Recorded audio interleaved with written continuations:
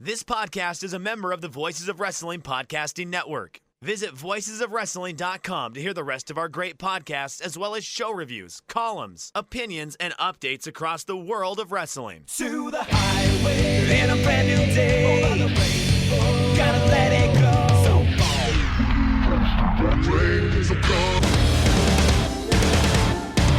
fast to finger down. Dance tonight together. He'll have me while the singing.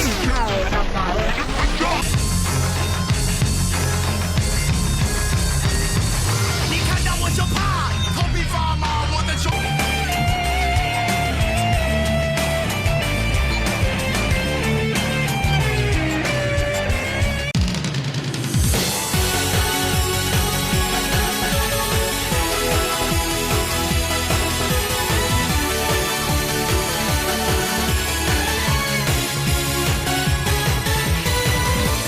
Welcome back to Open the Voice Gate for December 17th, 2020.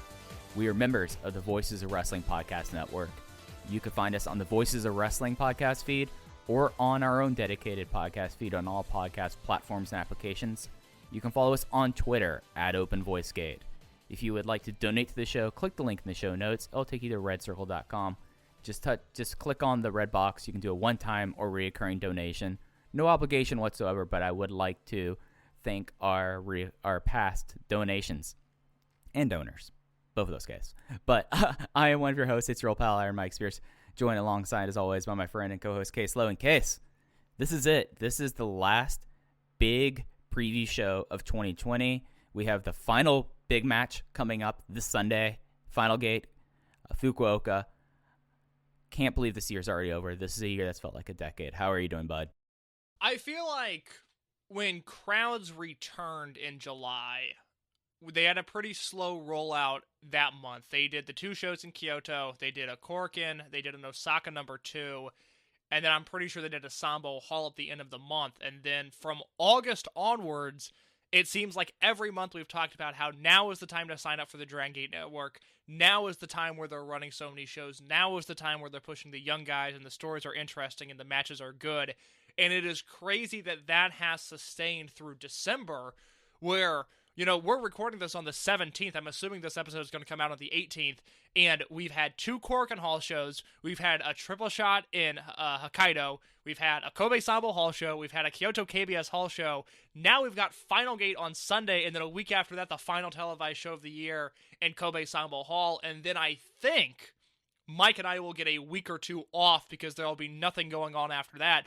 But the momentum that Dragongate has maintained throughout the latter half of the year, throughout the limited crowd, the clap crowd capacity era, it is unbelievable to think that these guys have maintained relevant, both, I think, in Japan and on the Western front in terms of foreign interest, and the fact that they are still chugging along, and that this Final Gate show, I don't know about you, Mike, I think it feels really big in a way that it's tough to compare it to this year's World, because normally in the wrestling calendar, I think Kobe World comes at the right time and it feels appropriately big. There's something about this Final Gate card that I am just thrilled for. I am so excited to break that down, talk about the Korakuen Hall show from this past week, and briefly talk about Kyoto KBS Hall, which happened a week ago and it feels like it happened a month ago. You know, I think that Final Gate feels so big because we have a disbands match. And I think that adds so much to the color of the show and gives it so much emphasis. Like, hey, so this is going to be the first disbands match since 2018. So, I'm glad you said that, because I couldn't remember what the last one was, because like Natural Vibes and Tribe Vanguard all ended up integrating into either the Toryumon Generation or the Dragongate Generation. And what is the last disbands match? Over Generation versus R.E.D. Or no, that would have been Over Generation versus Antius. Well, the idea that Over Generation existed in 2018 is frightening to think about. Oh my god. And yeah, that I remember really liking that match. That is a great match that I'll probably revisit this weekend if I have the chance, because that was autumn of 2018 when I think Mike and I were the only Western fans really watching Dragongate because it had taken such a nosedive creatively, and then Shima left and Shingo was about out the door. But that is a great match, and it's not like, with the exception of the Deep Drunkers Disbands match, it's not like there's really ever been a bad one. No. And they've always had such heightened emotions, and there's a lot of just individual things about this match that when we get into it, I think need to kind of be would be good for listeners to kind of keep at the forefront while they're considering this match and while they are kind of getting ready for Final Gate, what comes in 2021, because it does really feel like, more so than any other time, that we are going to come to the conclusion of this three-way generation war. We're either going to have for one, we're at least going to be down two sides of the unit war. I think it's fair to say.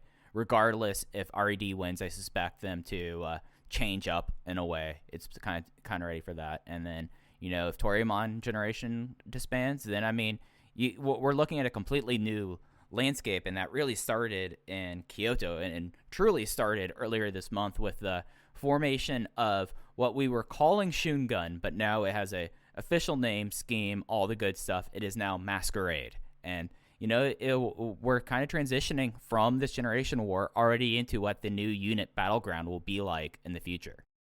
It's great to see. It's been done so effectively and efficiently.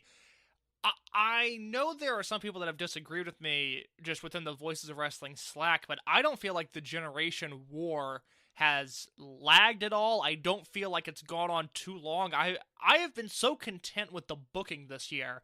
And I think the great thing about Final Gate is that unless this show is an utter catastrophe, and I just think the promotion has been too good and the names on the card and where they are slotted are too strong for this show to do that, unless Dragongate completely does a 180 and reverses course, there's no way to leave Final Gate without being excited for what's to come in 2021. And Mike, if you look at that schedule just of January 2021, it's Kyoto KBS Hall on January 9th, an Osaka No. 2 show on January 10th, 2 Korakuen Hall shows, January 12th and January 13th, and then Fukuoka, there's a Sambo Hall show on the 17th, and then a Fukuoka doubleheader the last day of the month. So we're once again getting 7 shows that make tape, and I, right now, am going to be excited for all of those. Until Dragongate does something different, until they stop going in this direction, I am looking forward to whatever makes tape.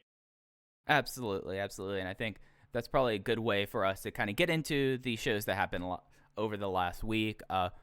Like what we did with Sapporo, Kyoto KBS Hall, I'm going to read down the results, and then Case and I will then give our thoughts about it. It was on the 13th. It'll be on the network, actually, until Final Gate. And if you're someone who's looking to have something to watch over the weekend before Final Gate, it's Kyoto KBS Hall. It's a pretty venue. I will say that this is not an essential show by any means, but it's not a bad wrestling show. No, it was a good show for what it was. I just forgot that it happened until Mike sent me the show notes, and I was like, oh, that's right. I have to have an opinion on this show, don't I? Because even though it happened last Sunday, in my mind it happened, 3 or 4 weeks ago. But it's an enjoyable show. If you haven't seen it, there's at least 2 matches on here that I think are worth checking out. Absolutely. So it was on the 13th. It will be on the network till the 20th. Attendance was 255 for their last stop in Kyoto for the year. Massively up from 219 in November, and that's probably because they ran so much in Kansai in November. That's why things were down. And started off with a match 0 3-way match. Yosuke San Maria, Ho-Ho Loon, and Jimmy. San Maria got the win with a leg roll clutch in 3 minutes and 20 seconds. Then we went into the opener. It was Team Boku of Ryo Saito, Bukudomo, Dragon, Punch Tominaga versus BB Hulk, Kai, and Kazuma Sakamoto. It was a DQ in 11 minutes and 55 seconds. The singles match on the show was UT versus Kakatora. Kakatora won in 11 minutes and 5 seconds with Agura Makakari. Match 3 was Mochi Fuji versus Takashi Yoshida and Diamante. Don Fuji got the win with the Gato Clutch. He's been getting a lot of wins with the Gato Clutch, just as an aside, as of late. Match 4, the semi-main, was Shun-gun, as it was called. Shun Skywalker, Kota Minoura, Jason Lee, and Dragon Dia defeating the Dragongate Generation team of Yamato, KZ, Benkei, and Keisuke Okuda, with KZ being the one eating the SSW in 17 minutes and 58 seconds. The main event was a 10-man tag team match, Toryumon versus R.E.D. The Toryumon team was Ultimo Dragon, Doyoshi, Dragon Kid, Shuji Kondo versus Eita, Kaito Ishida, SB Kento, Hyo, and Hip Hop Kakuta.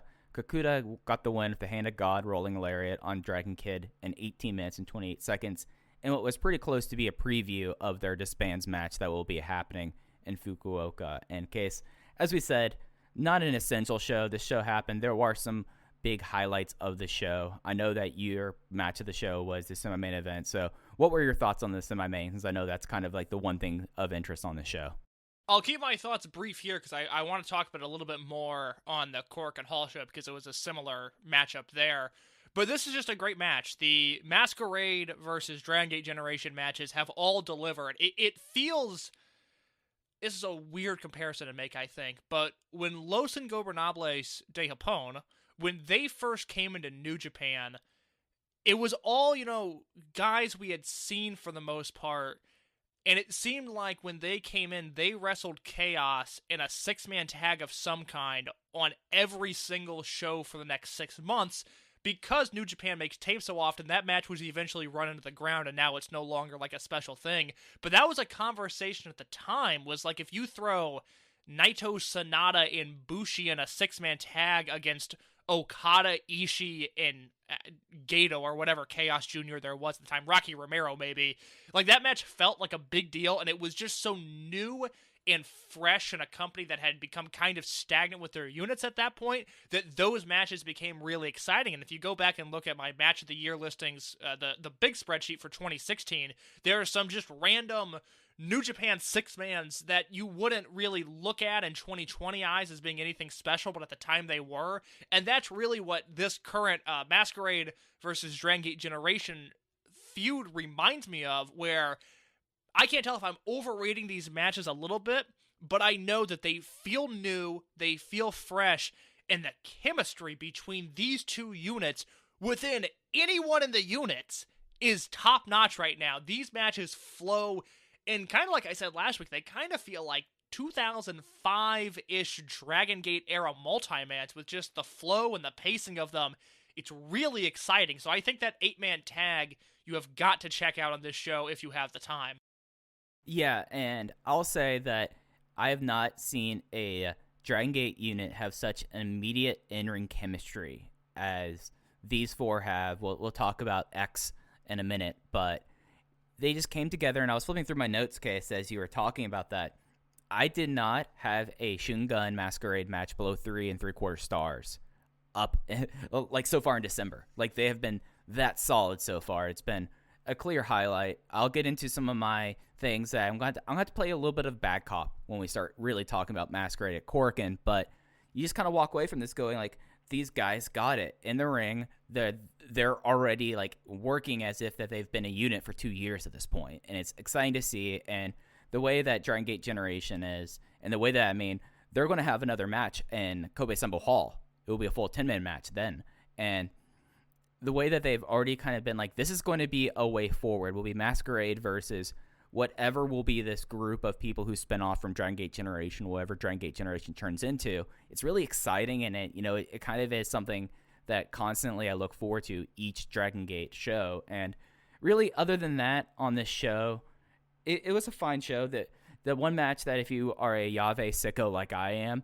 UT versus Kagetora was the good stuff. Was not exceptional, but it was a 3.5-star match that I felt like that the two of them had a really solid time. And as we get into Kagetora in the Filegate preview, it's nice to see this guy motivated for once.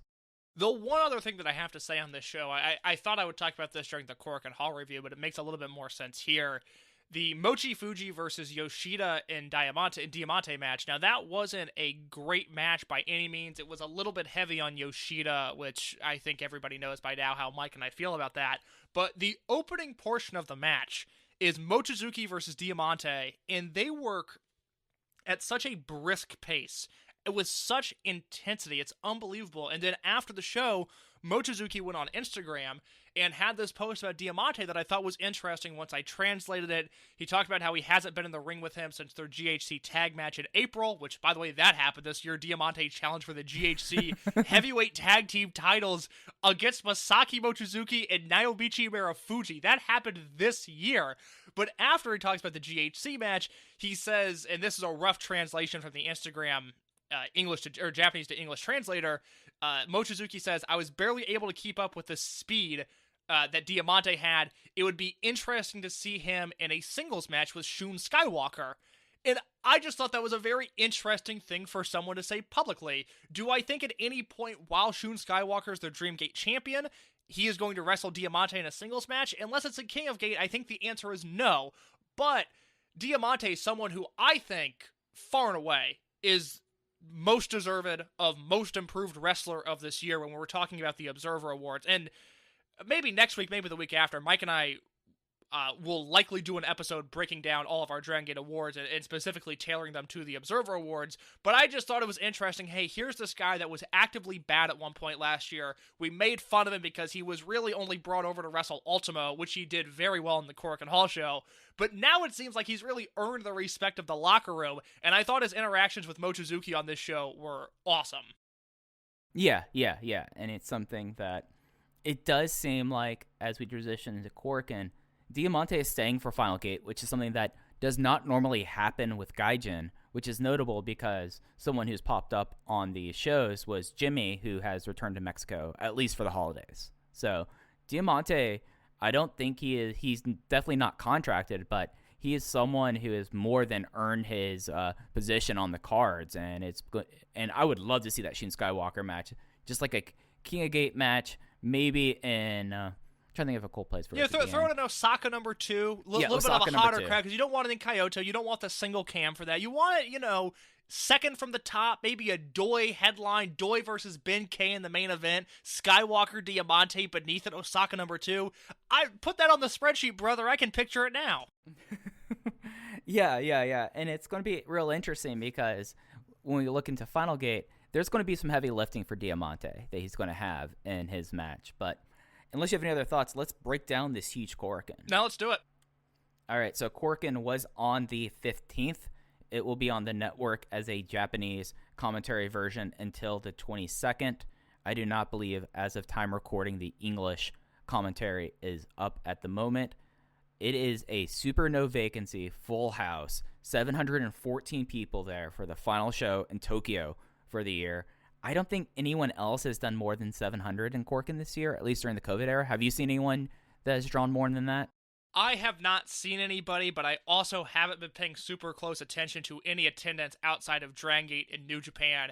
And in the effort of fairness, I want to clown on New Japan's COVID Korakuen Hall attendance while praising Dragongate's COVID Korakuen Hall attendance, but I realize that is not fair. We are still in the limited capacity era. I am choosing to abstain from having any takes on this because it is COVID and everything is weird and cases are rising in Tokyo, so I'm going to leave it alone. But it is worth noting this show was a super no vacancy sellout, which off the top of my head is the only time that's happened since fans came back to the building in July for any promotion.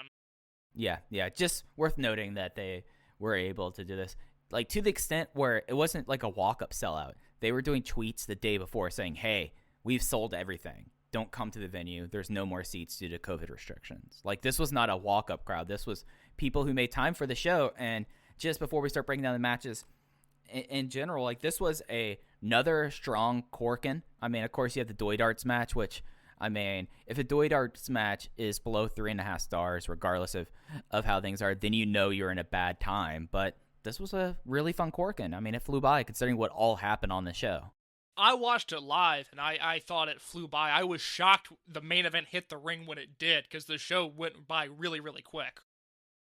Yeah, so let's get down. Let's start breaking down the show. The opener was Toryumon versus R.E.D., Ultimo Dragon, Don Fuji, and Shuji Kanda versus Takashi Yoshida, Kai, and Diamante. Don Fuji again with the Gato clutch on Yoshida in 10 minutes and 15 seconds. It's awesome. I loved this opener. I went 3 stars with it, but it is a really fun 3 compared to the Gentleman's 3 because it's a lot of Ultimo doing the heavy lifting in this match. It's he and Diamante with the latter taking the Hamrick bump in the opening match for some reason, taking the monkey flip bump to the floor. Like, I don't understand why this is happening, but I'm not going to complain because I love it. It's great, and Ultimo was a ton of fun in this match, And then you once again have Fuji winning with the Gato clutch. After the match, Yoshida shoves down Kai. There's a little bit of tension there.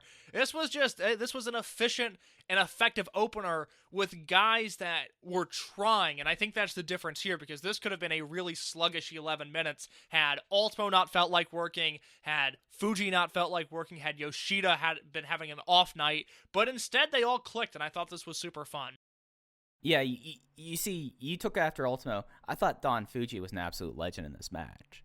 He's unbelievable. He has been so good since July, where he's not doing... I mean, we all love Don Fuji, and we all have loved him throughout every point of his career, but, you know, there's been some years, not months, not weeks, but there's been some years where Fuji has maybe been a little bit down on the effort compared to other times in his career.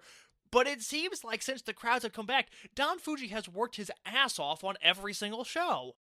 Yeah, and I think it's something where he gets something to bite into. You know, he's teaming with Mochizuki. Of course, that's one of the all-time great tag teams in the promotion. And these two guys have a combined age of over 100, and they might have their AARP cards case, but you wouldn't think about it when Don Fuji's busting out flying head scissor takeovers in the opening match. Like, this guy does not need to be doing this at his age, and he's like, nope, I'm going to do a flying head scissors takeover. I'm Don Fuji. And it's just a really fun start. And, of course, we should get into Yoshida. I'm a little down. I'm always down on Yoshida, but it seems like we're in the triennial time of Yoshida having issues with people in his stable, and it feels like he does this all the time. And yeah, I mean, I guess this is the timer is up. It's time for him he's not very happy with his Triangle Gate team partner SBK, and he's not happy with the rest of R.E.D. going into this disbands match. Yeah, I guess that is the one wet blanket on Dragongate's booking, is that they're doing something with Yoshida again, and we have to mentally prepare ourselves. I mean, Mike and I just recorded a Dragongate USA Rewind and Rewatch episode earlier this week that will come out in a week or two, where we're talking about this Takashi Yoshida Road to Unit Affiliation series that happened in early 2013 that I had no memory of. Just completely, just Men in Black. It just didn't happen in my mind. And now I've got to revisit that while also living with this in the present. And it is a bit of a bummer, but I don't know. I think Dragon Gate's a little bit more realistic with who he is and how he's valued. Maybe we're way off and there's sort of a Western bias against Yoshida, but in the post-Shima Okamura era, it seems like Dragon Gate has been a little bit more reined in with what exactly they're doing with Takashi Yoshida.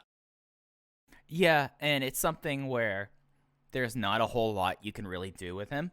He's not going to be getting a singles match Dreamgate shot anytime soon. That's just, he wrestled his way out of that position.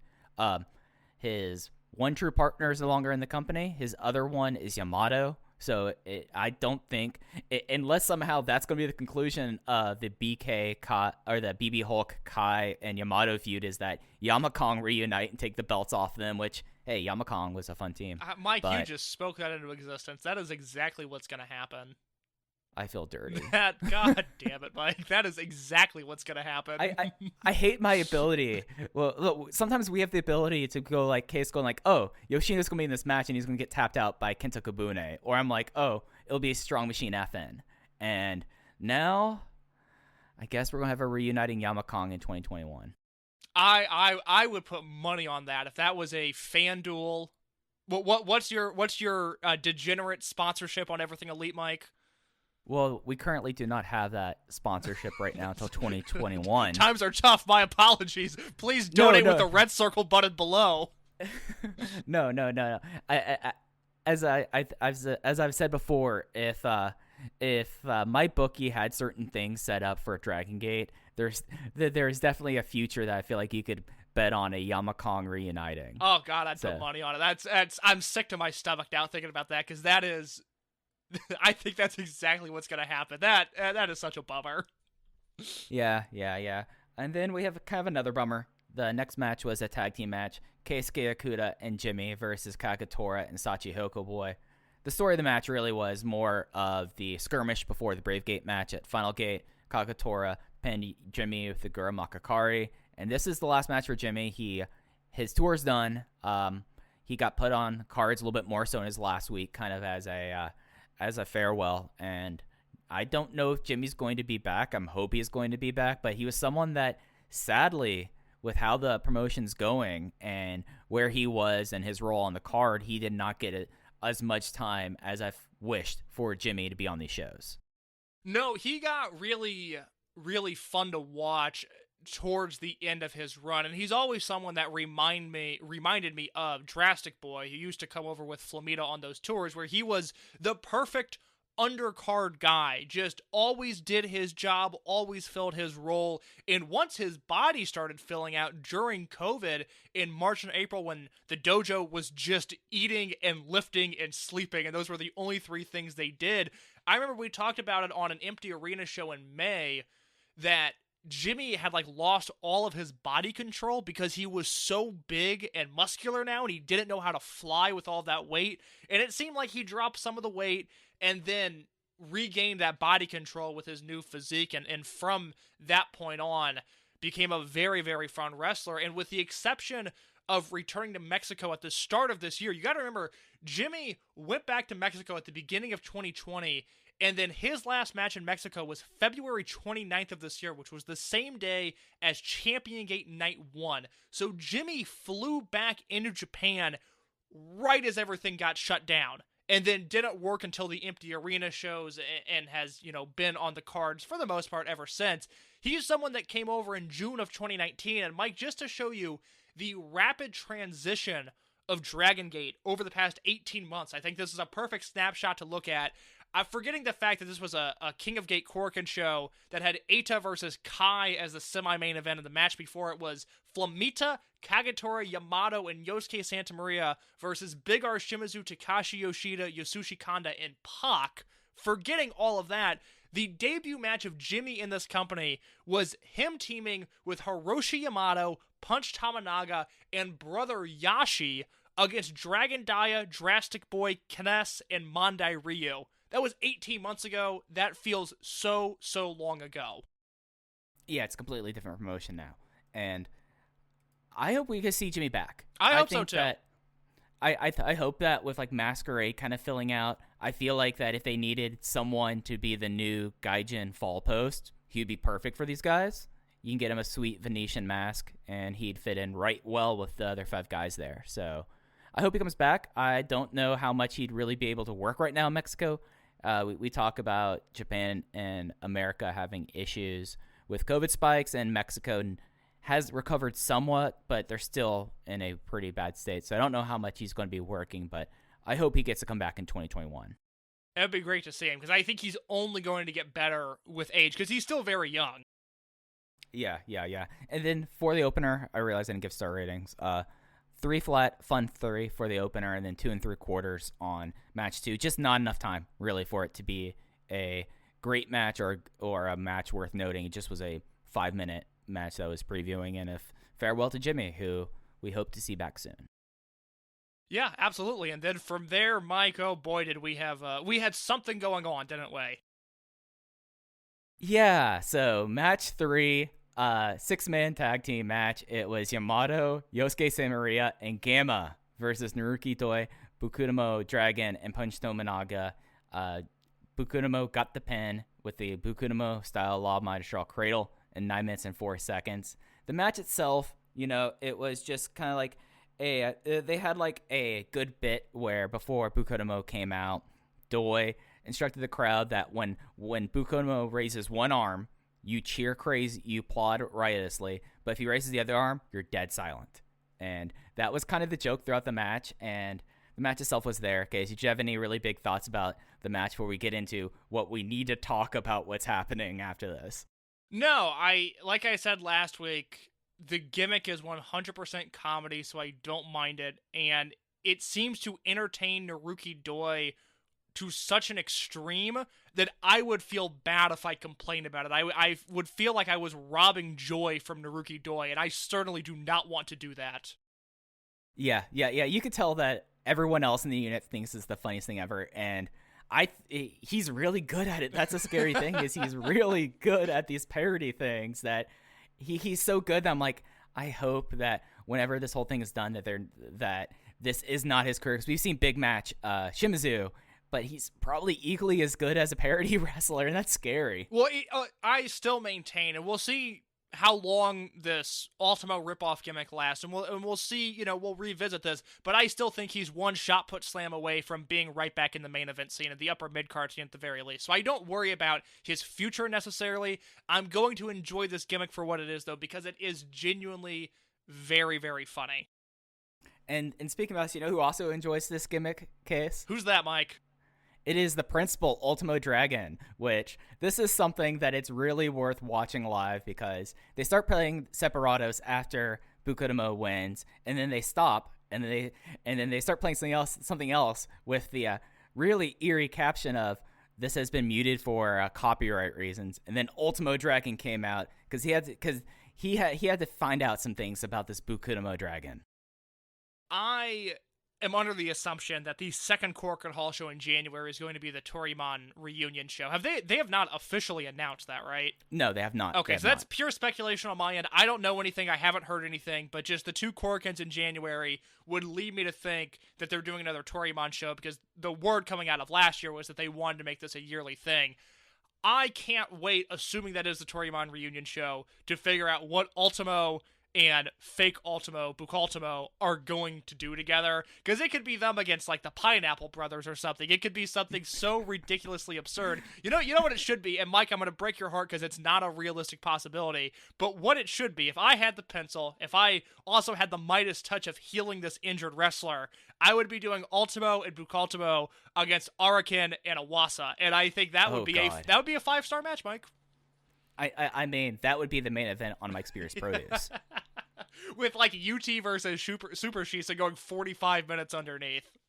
They're going to go best of 3 falls. Absolutely, well, yes. Traditional style. So the whole thing about this is that Ultimo came out and was like, hey, this guy's copying my gimmick. The last time I let that happen, the guy based his whole entire career on it, making a joke about Dragon Kid. And he said, like, I want some royalties. And he negotiated it down because he said, since you're really good at this, I'll let you do this for 300 yen. So $3. That Ultimo is not a very good negotiator, apparently. But he's so pleased that he wants to team with Bukutomo, and he wants to be involved with this Team Boku thing. Which, that is going to be wild, saying Ultimo Dragon potentially teaming with Punch Tominaga in the future, but it looks like that he's going to be moving his alignment in 2021 to, if Toryumon Generation's around, probably some of that, but also into Team Boku. I wouldn't read into it too much just because I think Doi's doing the same thing, and for as much as almost like bipartisan unitship bothers me, because if you go back and watch a lot of 2005 into early 2006 Dragongate, Magnum Tokyo bouncing between Do Fixer and Paz Hearts, it sounds like a very small thing, but it really does ruin, for lack of a better word, the feng shui of Dragongate. Like, it just, this company works with guys in one unit at a time, and when you start to see cross sections of guys in multiple units, I typically am not a fan of it, but I think as long as Team Boku is around, their apex, their absolute best case scenario is the losing side of a Triangle Gate match, and so as of now, it does not bother me, and I don't think there's anything to Ultimo working with those guys, with the exception of it gives him more opportunities to work the opening 6-man tag and to take it easy on his body. Yeah. I mean, I do think that it is something that I kept in mind when I was writing my part of the preview, the fact that there is obviously a spin-out point for at least 3 members of Toryumon Generation, that Team Boku, which appears to be a thing for a while, that this could be a reason and a landing place. But, you know, we'll see how things are past the Toryumon, the supposed Toryumon reunion show in January. I feel like that will be the big kind of decision point on what we'll see the longevity of this proto-unit or somewhat unit thing. Because, yeah, like, you're absolutely right. The whole thing with Pause Hearts and Do Fixer kind of was the beginning and the end of Do Fixer. Pause Hearts never really became kind of a thing, and then you had BB Hulk teaming with Shima with Blood Hearts. Remember that? Like, that was weird. Like, it's just something that I did not remember that. Oh my god, that did happen, didn't it? That did. I'm cursed with remembering, like, just errata of Dragon System history. Because Hulk and Shima never really, they didn't team together in Blood Warriors. Nope. And Hulk would have been in New Hazard when he was in Typhoon, so that's really the only time that tag team happened, didn't it? Yeah. Interesting. And he was invited into Typhoon, and he turned it off to do New Hazard. He didn't want to wear Shima's embarrassing face paint. I mean, I don't blame him whatsoever for that case. No blame there. All right, now we're entering the Masquerade portion of the show, as it was Susumu versus X, who ended up being the debuting La Estrella, and La Estrella won in 6 minutes and 13 seconds against Susumu Yokosuka with a flash plan that was called a Libra, and we thought we had a feeling that it was going to be someone from the dojo. It ended up being someone from the dojo. Case, I'm okay with keeping kayfabe here if we want to. Do you want to keep? We're going to produce on air here. Should we keep kayfabe about this? Sure, at least as of now, because I think most people that have watched the show by this point have figured it out. I know I tweeted something about it at Open Voice Gate if you're really curious to find out who was under this mask. But, Mike, I have a question for you, because I think part of the reason that Dragongate is so great most years, but especially this year, is the fact that there is this emotional attachment. And even if there is a language barrier, Mike and I find ourselves intently watching these promos and intently watching Doi Darts, and we followed these characters. The great thing for me is that I'm finally at a point where guys like Shun Skywalker and Ben K, I've been watching them since their debut matches. I've seen their career blossom. It's such a great thing to see. I really feel like I have, a vested emotional connection in a lot of the roster. And when you talk about a guy like La Estrella, Mike, I have to ask you, what is it like having more Short King representation on this roster? As a Short King, I feel like that representation is important. Like, it's so important to cop something from Aaron Taub, but I'm glad that we have another Short King out here. It's something where he is at a size that this person is smaller than everyone else on the roster by a good margin, by a good margin. I mean, like when like we saw the whole unit reveal of Masquerade, he was noticeably shorter than Dragon Dia. And in a promotion like this, that usually means one thing: this kid's gonna fly, and boy, can Estrella fly. He had a lot of. It's easy to call him like a Super Sky or a Shun Skywalker Sito, but I feel like it's a little bit demeaning because the real comp here, Case, and you made this in review, it's like we have a second coming of Sugi here. It's not only that I was not the only person to make this comparison. I did, and this is not concrete. This is very rough around the edges journalism. But as Korakuen was going along, like I said, I was watching live, and so I was name searching just the La Estrella name into Twitter with the correct Japanese spelling of it to figure out kind of what the pulse was to some extent.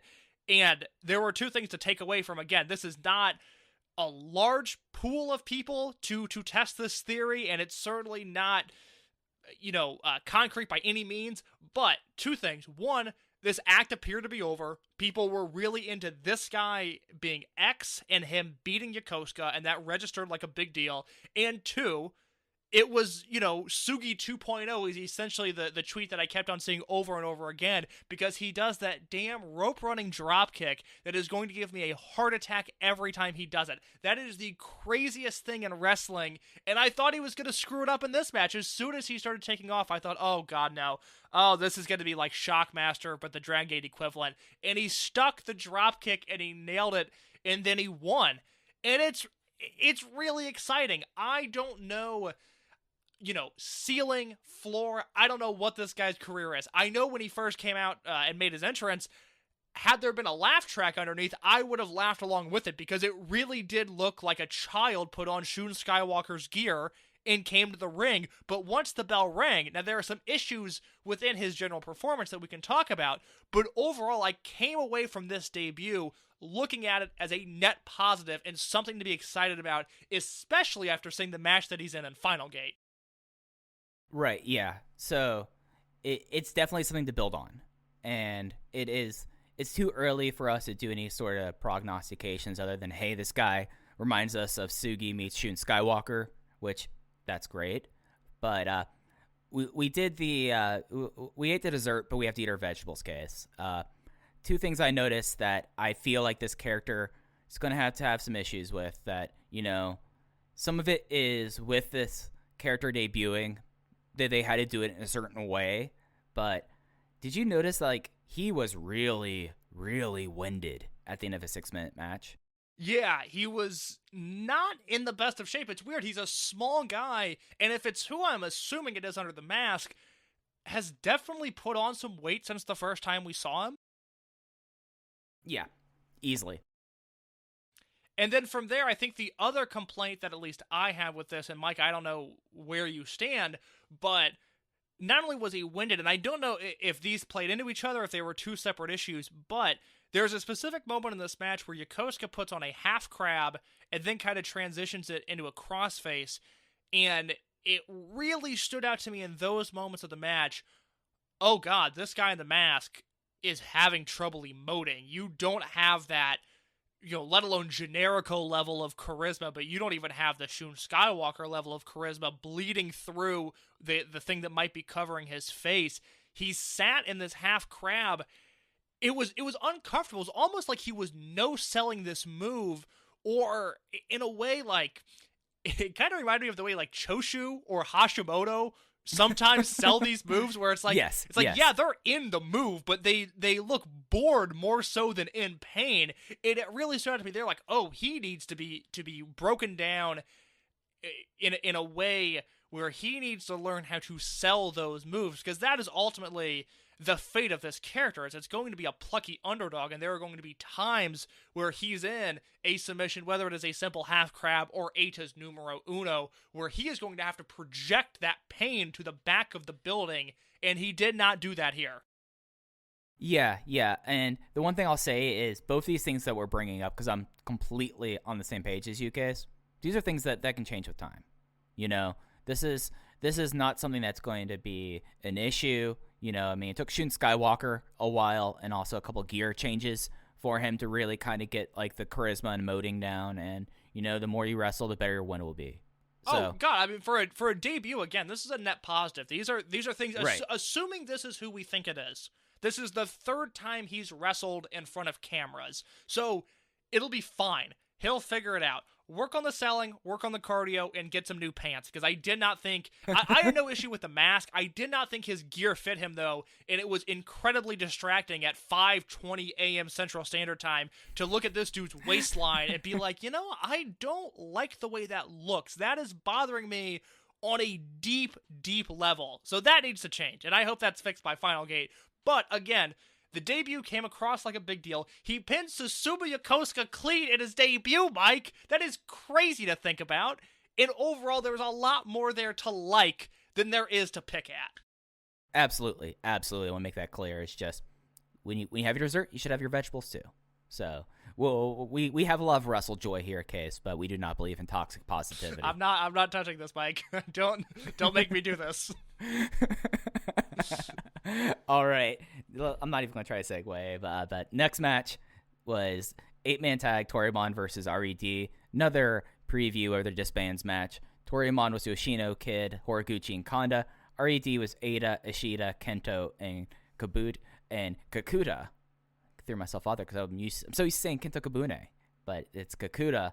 The fall was Horiguchi with a backslide from heaven on Eita in 10 minutes and 44 seconds. In case, I'm going to take a second here to say I love how much of a smug jerk hip-hop Kakuta is now. Like, it was something that, like, we're now seeing 2 weeks later him as a heel, and there's certain things about his character that I'm not super wild of, but he gets how to be a jerk, and it's great to see this guy just acting like a total asshole in a pretty fun prelude match. I went 3.5 stars on it. I thought this was a good time. So I was down on this compared to everybody else, because Joe Lanza on the Voices of Wrestling Twitter account a few days ago, or whenever he watched this, said it was a notebook match for him, and I had it a full star lower. I was right at 3 with this. It was not a bad match by any means. It just didn't really register with me as anything that great. I think we've seen better combinations of these guys in multi-man matches before. I will say my big takeaway from this, one, just remember that Eita took the fall. and I think that will come into play later on in the show. But 2, I was watching this show live, and Jojo Remy, who lives in Japan, Voices of Wrestling contributor, was obviously watching it live, and we were talking about how the announcers kept on putting over the hip size and the thigh size of Hip Hop Kakuta, and we have come to the unofficial conclusion. If anybody knows for sure, if anybody's positive why his name is Hip Hop Kakuta, tweet us at Open VoiceGate. But right now, the clubhouse leader in that name change, the theory is that he is named Hip Hop Kakuta because he has wide hips and because he does hip attacks. And I guess hip hop is a thing, so they latched that on there. But we essentially got an entire character change based off the thighs of this man. I mean, he is wearing dangerous tights, too. Oh, God, yeah. I wasn't... I didn't maybe notice it as much as you did during the Hokkaido shows, but in Korakuen Hall, I noticed there was some skin showing. You get some cheek out of hip hop. You get some cheek. And out I don't mind. Live it. Live your life. It's your body. But I noticed. Yeah. We're body positivity here. It's the one thing you can say about this show. You might not like me. You might not like Mike, but we are body positive. Yeah, and it's something where I don't see it as a full transformation. I see it as an adaptation because just in Kyoto, his finisher is still the Hand of God. It's still the Discus Lariat. It's just now his moveset is going to be he's a big Shiro Koshinaka fan, I guess. As apparently a lot of wrestling is, more so than I'd ever realized, but he's doing that. The influence category and the Observer Hall of Fame needs to be re-examined for Shiro Koshinaka. I mean, I feel like we got to. I think the reason why I'm in between you and Lanza is I really like the closing stretch with Genki Horiguchi and Ada. Genki Horiguchi, who is one of the gods of the closing stretch, just because of how much the crowd still buys into the backslide from heaven 17 years later. And it's just tremendous stuff. And I really like that. And, it's something where like they went head to head on the microphone afterwards. And, Horiguchi is like, hey, just takes 3 seconds and you're done. And your unit can be done. So prepare yourself. And I thought that was a successful prelude. If I was a wrestler that cared, if I was a wrestler that wanted to better myself and explore something new, I would be studying the last 2 minutes of every big Genki Horiguchi match because I don't know. Removing the epics aside, removing your Kobashi and your Okada and sure your Shawn Michaels or whoever else you want to mention. I'm not talking about your world title classics, but just in terms of a match on the card where the finish is maybe not relevant to the grand scheme of the company, but matters in that moment. There's nobody better than Genki Horiguchi. Study Horiguchi's final 2 minutes and study the way Masato Yoshino kicks out of big moves at the end of matches. Because Yoshino, I will go to the grave saying, has the best kick out I have ever seen. It's not a 2.9 kick out. It's a 2.999 kick out, like last flinch of glory. Yeah, with the palm to the sky, like he's reaching at the ceiling when he kicks out.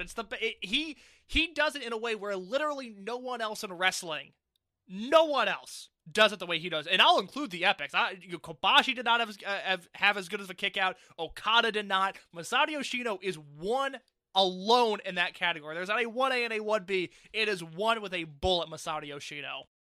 You know what it's like? It's like whenever you watch like a movie or TV show and someone is drowning and they get CPR and they're resuscitated and they go afterwards. That's what it's like. That is exactly what AJ Soprano was like. Sorry to give anybody Soprano spoilers. The show went off the air 13 years ago. I feel like I can talk about that scene now. No. It's a show that's been over more than half your life, Case. You're totally allowed to. I don't believe that. I don't believe I was alive when that show first went on the air. Dude, why does there always have to be one mention of a week of your youth and my slow climb to the grave, man? Come on. So think about this, because I think the world looks at 1999 as a cultural cesspool where South Park and Limp Bizkit were the two most relevant things going on, at least in America. January 10th, 1999, The Sopranos pilot airs on HBO. January 31st, 1999, we have the first Toryumon show in Japan. And February 12th, 1999, I come into this world. So really, not a bad year when you think about it. Not too bad. That was my 8th grade year in high school, in middle school. That's okay, Mike. I graduate college in 5 months. I got nothing going for me. You have youth. All right, so Semi-main event. This is yet another prelude match. This one, though, is for the big belt. This is the prelude of your Final Gate main event. It is Benkei and KZ of the Dragongate Generation versus the first official match of Masquerade, Shun Skywalker and Dragongate.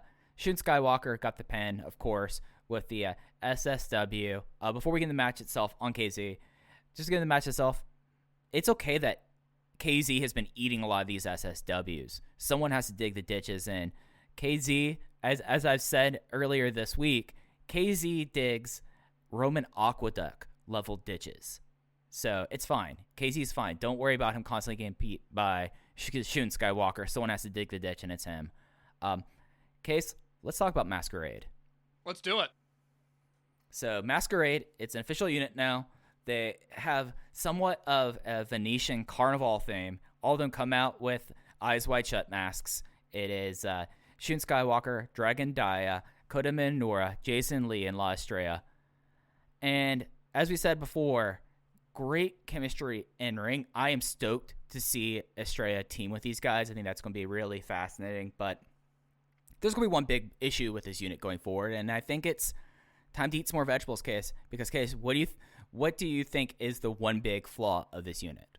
Well, it's not the look, because their main colorway is purple, which I don't believe there's ever been a unit that has looked the way they have. So their look is great. There's one. Who's that? Tozawa Juku's keynote color was purple and white. Okay, well, that doesn't really count, Mike. For the point, don't you say that to me. Don't you say that to me. I thought they were black and white, because Tozawa never really wore purple gear. If anybody's worn purple gear, it's been Susumu Yokosuka. Well, yes, that has traditionally been his keynote color dating back to M2K, but what the big logo of Tozawa Juku was the flower that was white and purple on black. All right, I remember that. So that is fair. So they have a nice looking color scheme. They have the masks, like you said, that when they made their entrance for this match, I tweeted it out. I was ready to take a blood oath for these guys. I mean, I was so captivated because it was much more theatrical than I typically care for in wrestling. It was really over the top and kind of ominous, but it worked. It was awesome. In the ring, we'll talk about how good these guys are specifically against these two opponents, but there is one glaring issue, and Mike was the first one to bring it to my attention. I did some digging this week to, see if Mike was correct or not, and unfortunately, Mike Spears is correct in the fatal flaw of this unit, and Mike, you have the floor to talk about what that is.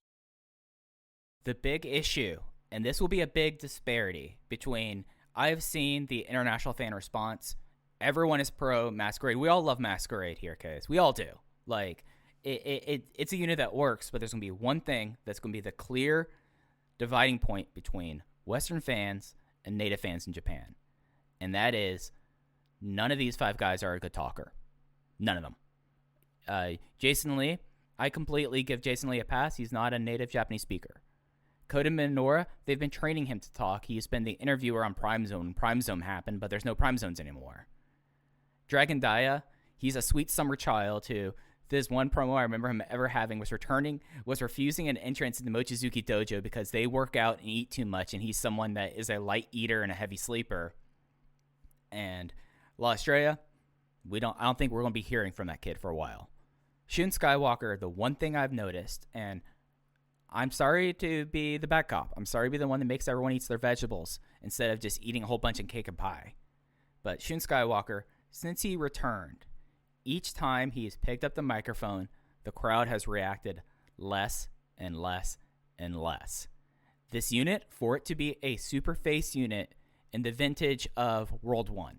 Whenever I think of a super face unit, I think of World 1 because it checks all the boxes. And the biggest box for this to be a main event unit is you have to have people to do the post-show talk, to do the nice just riffing off each other. You think about Yoshino and Doi all the time, the way that they'll have a very funny and pleasant conversation, and they'll say, thank you very much for coming. We'll see you next time. There's no one in this unit that can do this, and that's going to be something that's going to hurt their engagement, and it's going to be a big disparity between the native fans and the Western fans, or the international fans. And it's the exact same thing in a lot of ways that millennials had, and where we lived through the disparity between the international fan opinion of millennials and the local fan opinion. And that's going to be a huge, huge hurdle for Masquerade to get over.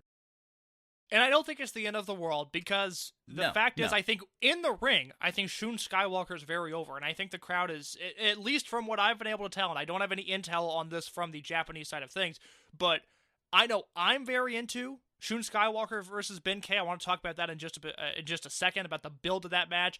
And I get the impression that the crowd is very into that build, but that is happening exclusively in the ring, because the knock on Ben K has always been that he can't talk either. So you haven't really seen, I don't remember, with the exception of the challenge at the end of Kobe World, I don't think there's been a Ben K versus Shun Skywalker promo segment, and it's because those two guys are guys that are known to not be good promos.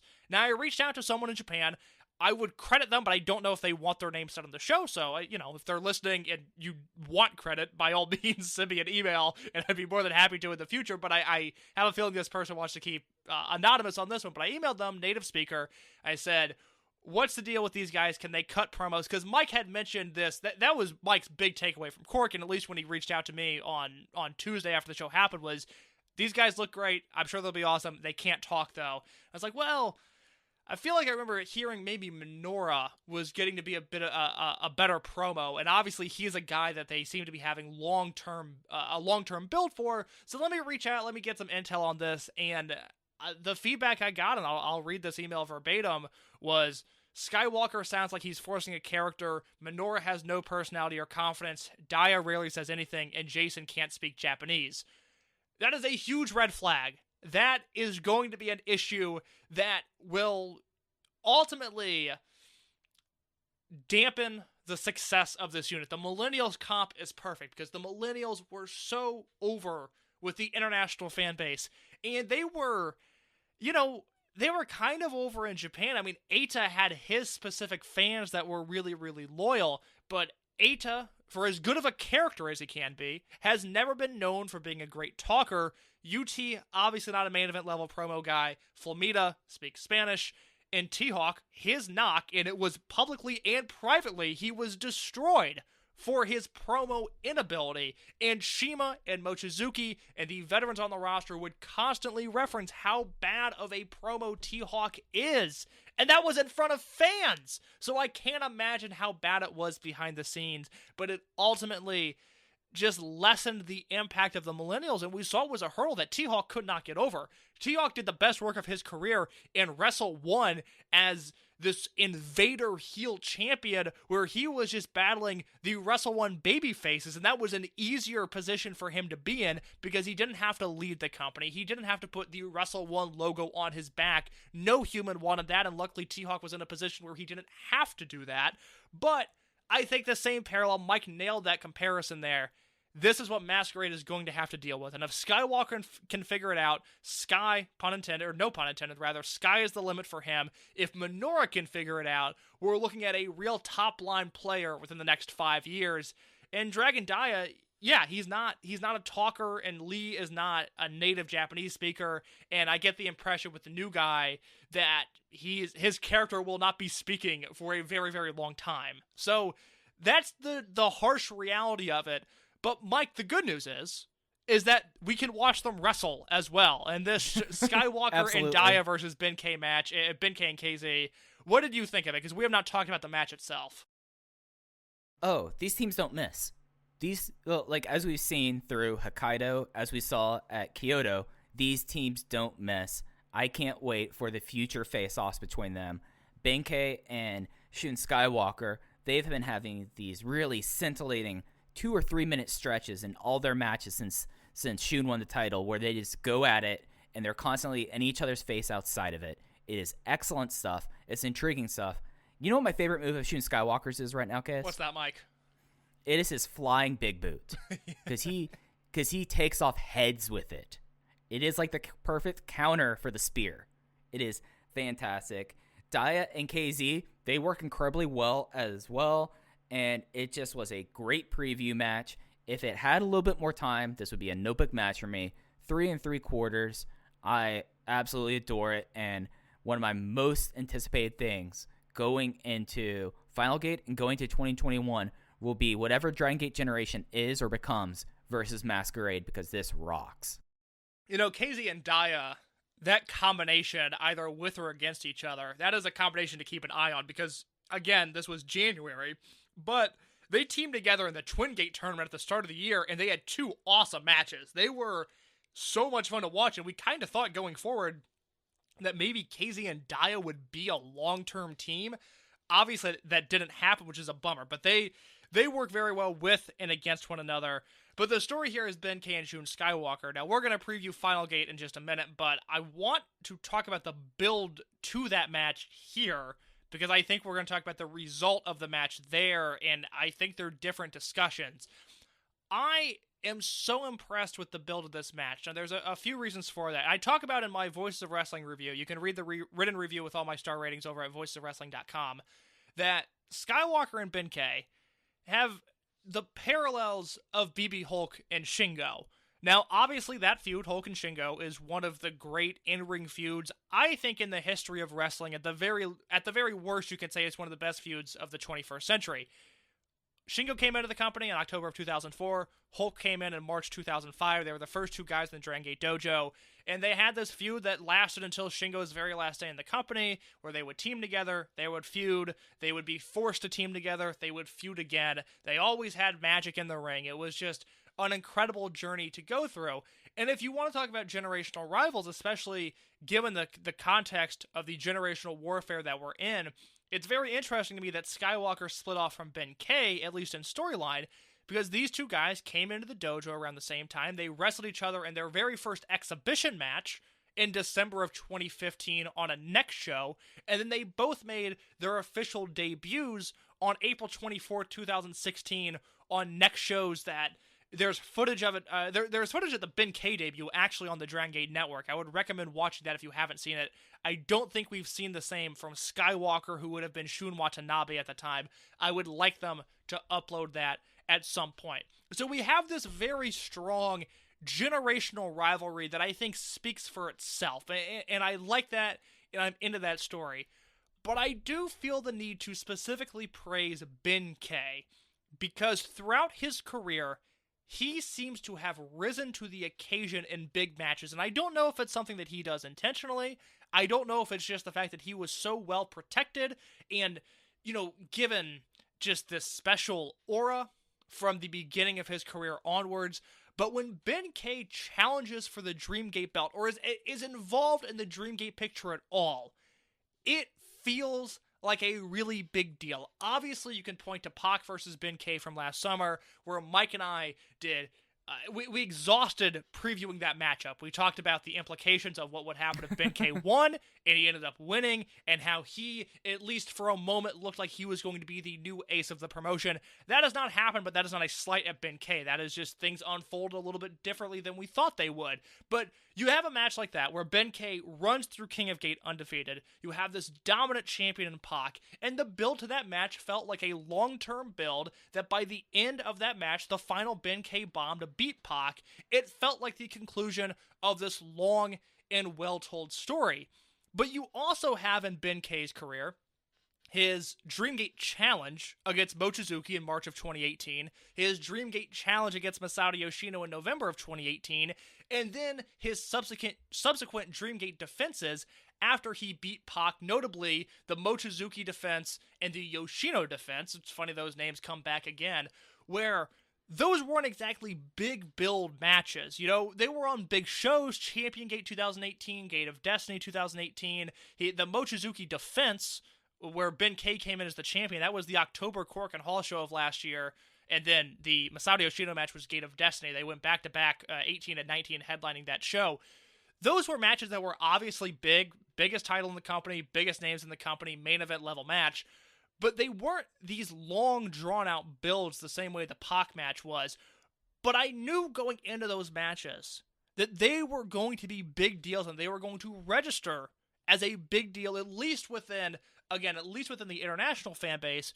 I think we have been super into Ben K since his debut, and it registers as such on the very unofficial Twitter buzzometer. But when Ben K is in a big match, it feels like a big deal. And he has once again done the same thing here, where you can play into the generational storyline that I referenced earlier. You can play into the fact that Ben-K and Shun Skywalker, one wrestled in February of last year at Korakuen Hall, and Shun Skywalker beat him to end up challenging Pac for the Dreamgate belt. He would lose that defense, and then Pac would lose to Ben-K in July, and then they wrestled again in December of 2019 at Korakuen Hall, and Ben-K won, and that is the reason that Shun Skywalker went to Mexico. So if you think about it from the big picture perspective, this is a long-term feud.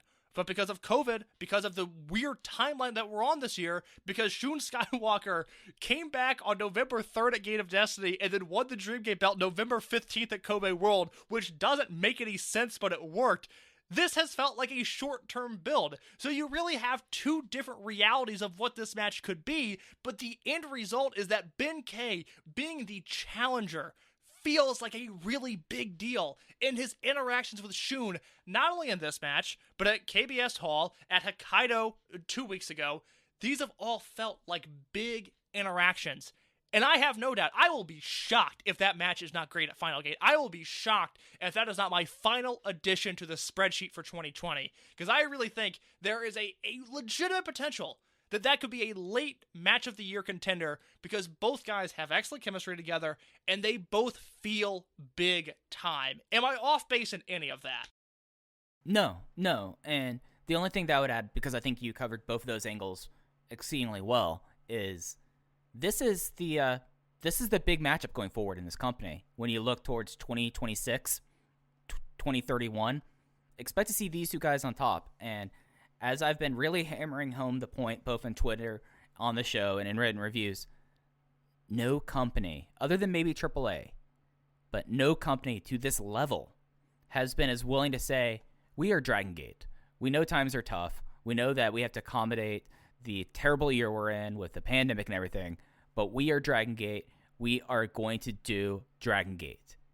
And they're putting forth, quite honestly and possibly, the biggest match of this current generation of young stars that they can have, with this short on paper build-up, but already this deep, rich history that you've referred to, I've written about, that we've talked about for the last month, that this is Dragongate. This is who they are. When Ben-K won the title, he said, I want you all to say this with me. We are Dragongate.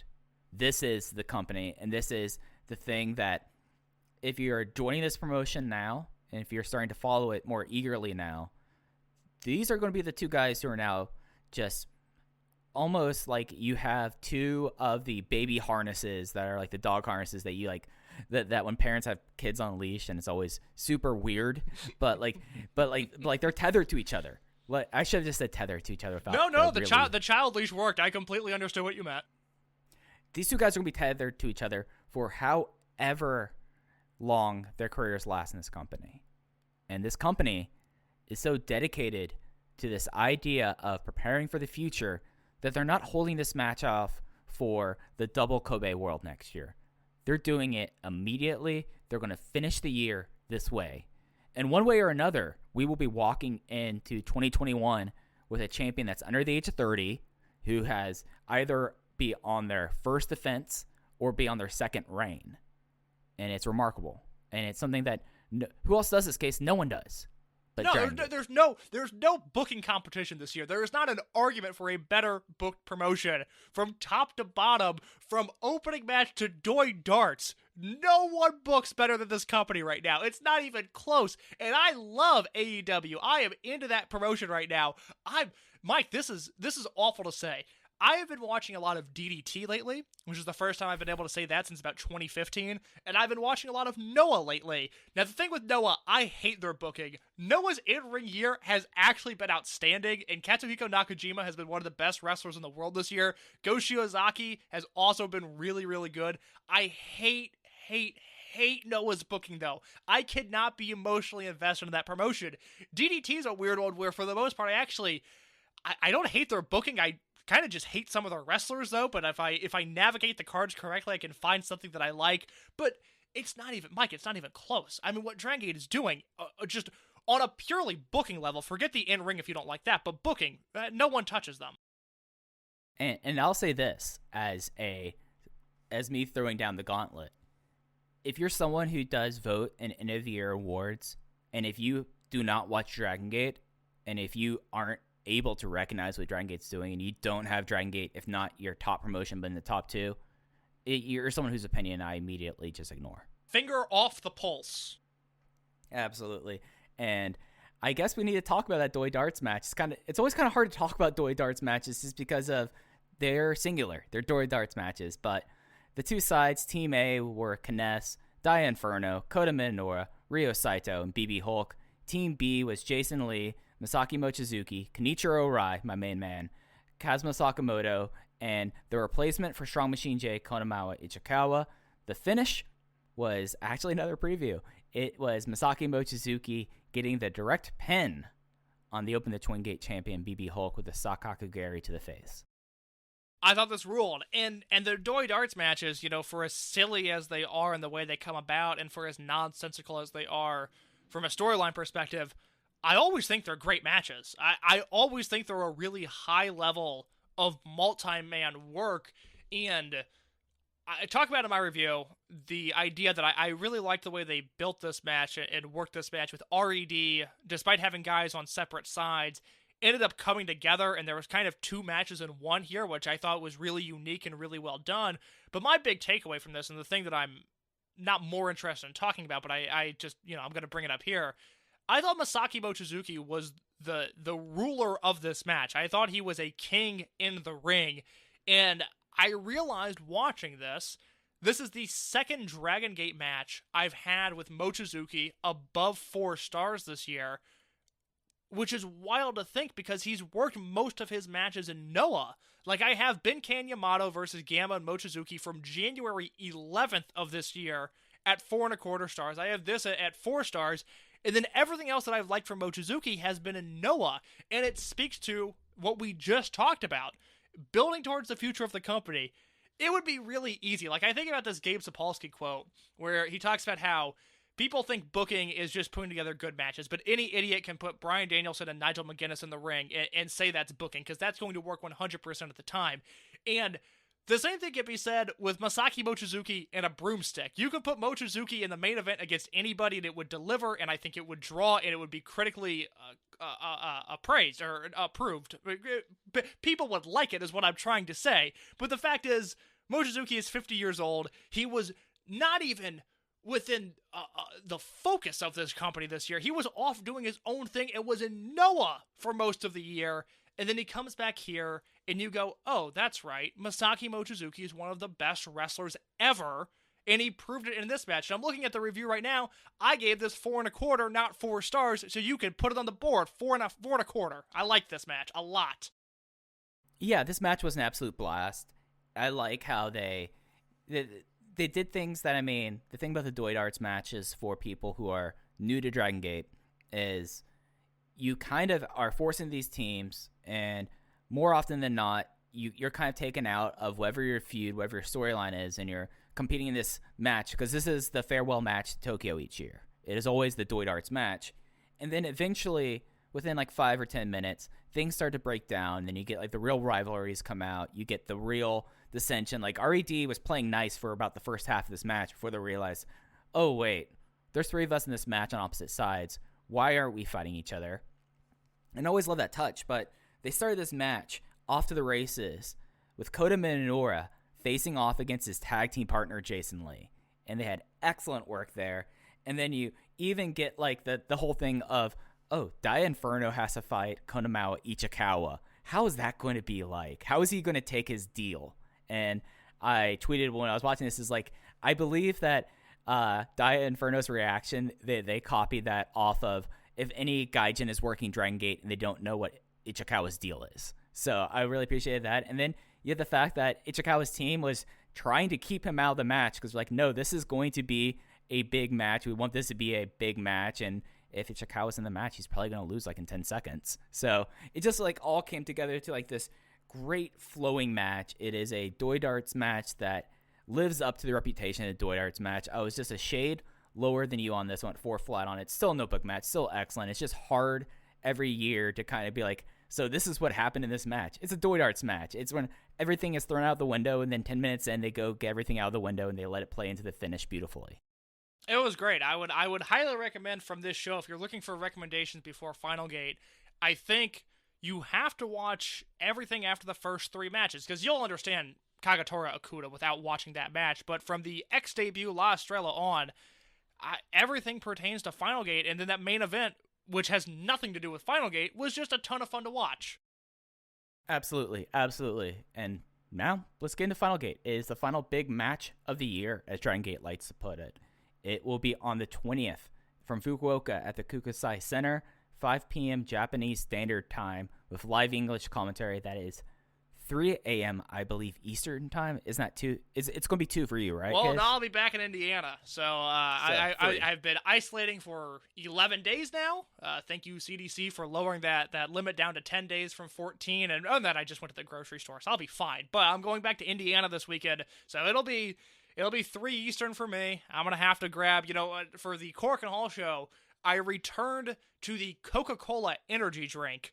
And my second time around, I got to say, that's a good drink, Mike. That is now in the rotation of energy drinks that I will be drinking with my Twizzlers and my Dragongate in the wee hours of the morning.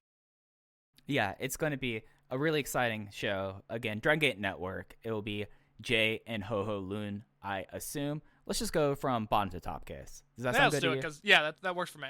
All right, so the opener is a 6-man tag team match. Unaffiliated teams, everyone's getting on the card here. Super Shisa, Gamma, Ho-Ho Loon versus Yosuke San Maria, Problem Dragon Mondai Ryu, and my main of the most main man, Takedo Kamei, makes his return to the shows.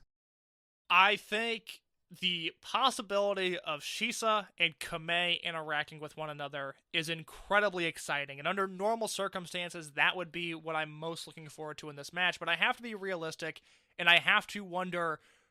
I think I will time it with my stopwatch, the time from when the bell rings in this match to when Ho-Ho Loon makes his way to the English commentary table, because if we learn anything from Kobe World, he's not going to the back. He's going straight from the ring to that table, and I look forward to witnessing that once again. Jay, buddy, if you're listening, get a towel and like a bottle of water for him at the table. Just have it prepared for him. I mean, come on. Ho-Ho is a sweet guy. Just like look out for your partner in that way. I mean, I would if I was in commentary. It was so God. That Kobe World moment, that made me so happy. That was the best thing I've ever seen. And again, Kamei and Super Shisa, those are guys that I think should be having singles matches on the undercard of some of these shows, because I think they can do some tricked out grappling that at least I would be very into, and I know Mike would like. Whether people in Hokkaido would like it or not, I don't know, but I'm not worried about them. I'm worried about what I like, and I would like to see those two go at it on the mat, and I think we're going to get a little bit of that in this match. Absolutely. So, guess the one big question really isn't the result. Do we get to see Kamei break out the Torbolino too? Oh, I think so, because I think his side is winning, and I think he's getting the pinfall. Yeah, we might get to see his first. Maybe that's why he wasn't on shows this week, was Yoshino, the perfectionist that he is, was drilling him in the dojo, having him do hundreds of Torbolinos each day. Torbolinos on crash pads. Do you think Masato Yoshino is going to make him do it on a crash pad? No. I think Masato Yoshino is having him in the ring. I think the crash test dummy is going to be whoever is the current top guy who got brought in 2020, and he was just been told, you're going to be eating Torbolinos for the next week. We're getting this down pat. Dragongate just announced they are taking new recruits for, I think, February of 2021 is when that deadline ends. So, we never, that's what they do to get kids in their dojo, so we never know what's going to come of that, but the pipeline is not slowing down. They are continuing to add kids to that system, which is equally exciting as it is terrifying. And if you're someone who is in Japan and you are under the age of 28, that's the only restriction in the Dragongate dojo. There's no dumb ridiculousness of New Japan saying it to be 185 centimeters and at least 90 kilos. They take all types. The only requirement is you have to be under the age of 28 and be able to attend a tryout. And I assume if you're someone who's in Japan right now and listening to this show and you're a wrestler, give it a shot. You never know what can happen. You never know what could happen is the best wrestling school in the world. As famed Chicago shock jock Mancow Mueller likes to say, my only regret in life is that I didn't dream big enough. And that is something he says unironically. So try it for the Dragongate Dojo. And for the only time in my life, take Mancow Muller's advice. It's the only thing you want. Anything else, stay away. But his biggest regret in life is that he didn't dream big enough. Yeah, there we go. I don't think there's going to be a lot dreaming big enough next match. This is the singles match. This is Takashi Yoshida versus Jason Lee. Poor Jason Lee. He's the odd guy out. Gets a face off against Takashi Yoshida. They couldn't find some way to make the multi-man match a 16-man tag case. Like, that's the thing. That's like my one disappointment is you couldn't make this like a 8-man 4-way match and then have him with the R.E.D side. You have Jason joined Masquerade. Maybe you pull up Maria from Dragongate Generation, and then you also, I guess, put Shisa in there. Like, you could have done that. Yeah, I'm okay with that, though, because I think Yoshida in a match 2 singles match is going to be about 6 minutes, and there's no chance that he ruins that big multi-man match later on in the show. So that's fine. That's fair. I think... I mean, I hope this is a vehicle to get Jason Lee a roll-up win and for him to just kind of wash his hands of Yoshida. The thing that is interesting is that Yoshida's not in the unit disbands match, and given what we talked about, I'm assuming he'll be out at ringside, and I just think that's something to pay attention to. Yeah. We're in the triennial. Yoshida has issues with his unit thing. So it's going to play in something one way or another. Not much more time that match deserves. Sorry, Jason. We love you. You just got the straw this time. Match 3 is a trios match. Team Boku, Ryo Saito, Bokudomo Dragon, Punch Tominaga versus the Toryumon Generation team of Kness, Konamawa Ichikawa, and Sachihoko Boy. If you're new to Dragongate, this is going to be the outright comedy match. It's at least 4 yucksters in this match, and Kness just kind of being flustered. Man, I'm nervous about this match, because if you're new to Dragongate, this match in pretty much any other building they run would be guaranteed to be a lot of fun. But I have 2 concerns here. And one, it is match 3. I don't think it's going to get a lot of time, but 10 minutes maybe. 10 minutes. You would hope 10 minutes at the very most. And I have a bad feeling that this could linger a little bit. And if you've never watched a Final Gate show before, it'll be very interesting to see if it registers with the clap crowds or not, because Fukuoka, in this building in particular, it's weird, Hakata Star Lanes, which is where they used to run in Fukuoka before that building got shut down, one of the hottest crowds in the entire world. Matt Seidel talks about the first time he wrestled in Hakata Star Lanes, he had never felt a crowd like that. He couldn't believe they were reacting the way they were reacting to every single move he did. He said it's one of his best memories in wrestling. Fukuoka, the big building for Final Gate, a bit of a different story. A freezing cold building that is known for really, really dead crowds. And I just wonder if the comedy in this match is going to get vacuumed up. And this match, it should be fine. But worst case scenario, it does die a very painful death in Fukuoka. Yeah. I mean, that's the thing to kind of keep an eye on this entire show is it's the Kukusai Center, which is the coldest arena in all of Japan. It's not just a New Japan thing. It's not just a Dragongate thing. Whoever runs this venue, I don't know what it is. I would love to talk to someone who lives in that area and be like, so why is it that in smaller buildings, and now the new building that they run instead of Star Lanes kind of has the same issue too. You know, like remember the last double shot where they only cared about the Kyushu Pro Tag Team Champions? Which, by the way, Mentai Kid had a horrible injury this week. I think he's going to be out for like 9 or 10 months or something.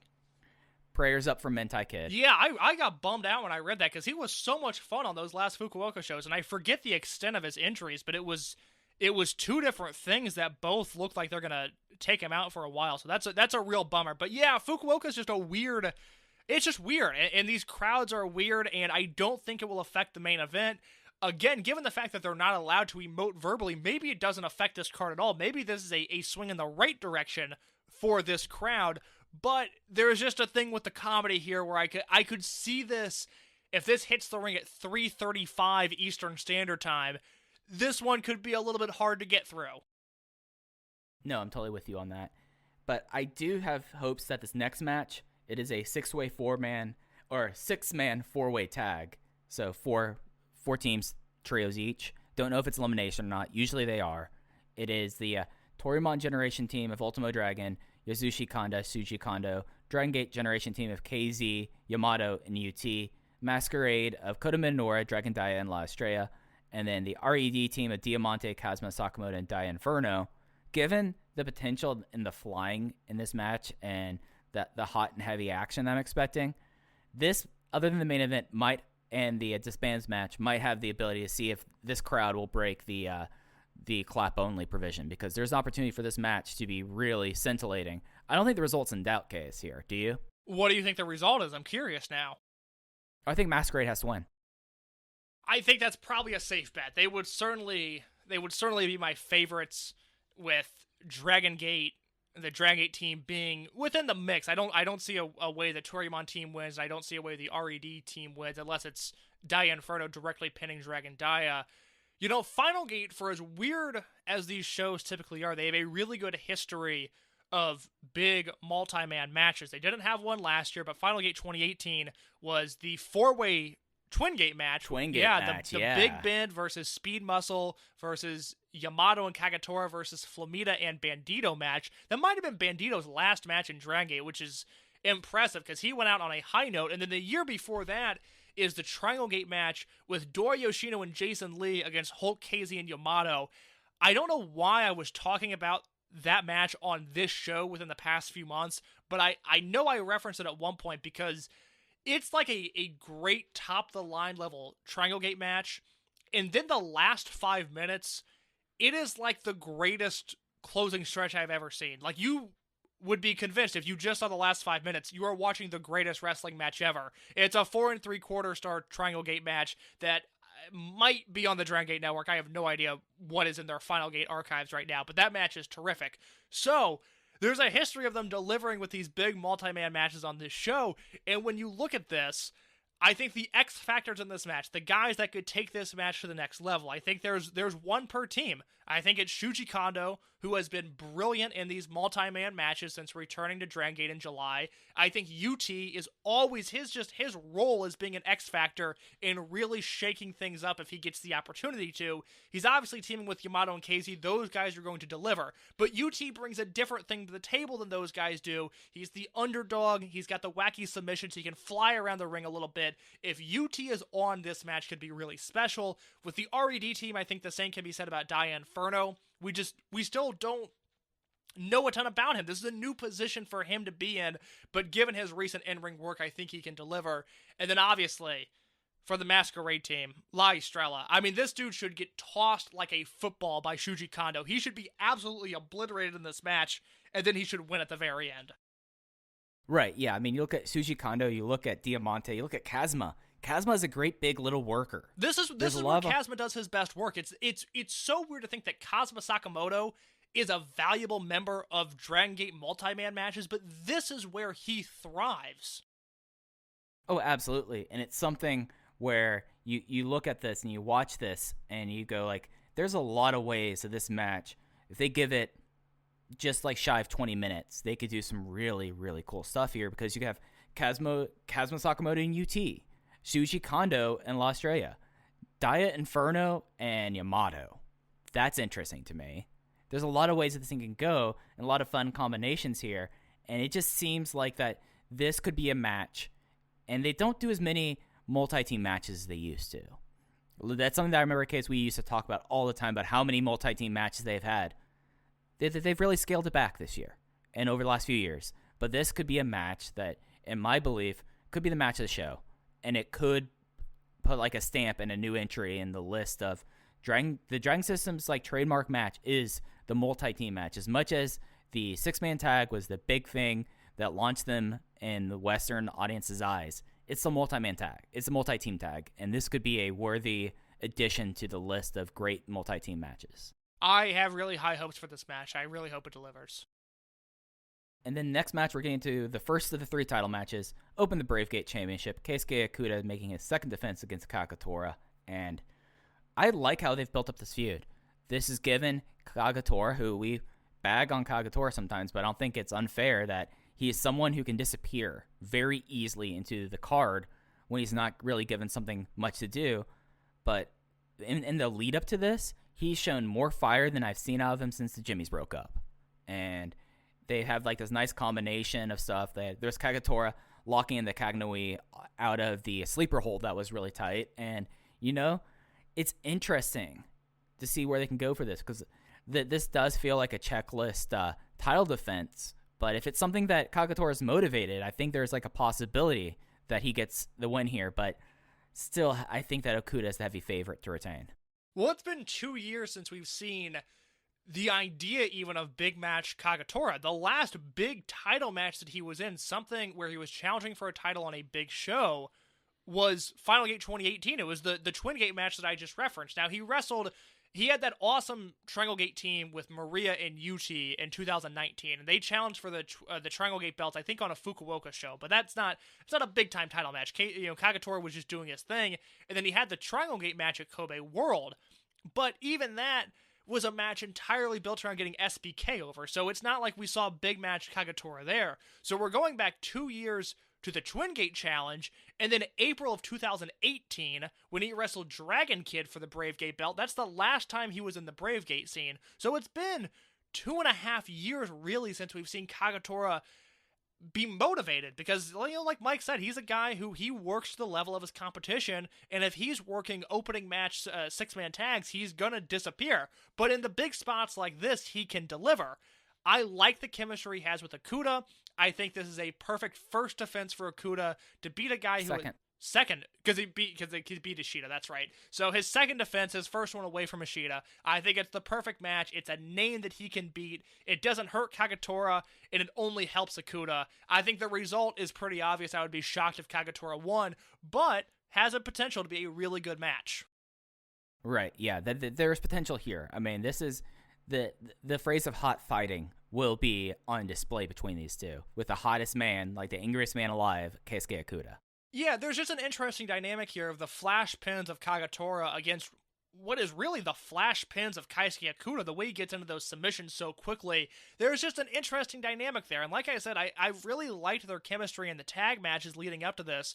So I'm looking forward to this. The undercard is weird. Those first 3 matches don't really offer a ton, but everything from here on out I'm super excited about. Yep, and then we get into the Twin Gate match. R.E.D, BB Hulk, and Kai making their second defense against Mochi Fuji, Misaki Mochizuki, and Don Fuji.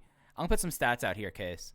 I did a little bit of research. So since Kobe World 2018, so July of 2018, there's been 22 Twin Gate matches. And I have a little bit of a one-question pop quiz for you, Case. You ready? Yeah. How many of those matches have not had either BB Hulk, Kai, or Yamato in it? And you said there were 22 matches total? Yes. So how many without any of those 3 in there? 3. 7. Damn. All right. So 15 of the last 22 Twin Gate matches have had some iteration of those 3 guys in here. And most of the difference happened during the Big E tag team run and then the Jason Lee and Kota Minoura one. So that's how overwhelmed and how colored this division is.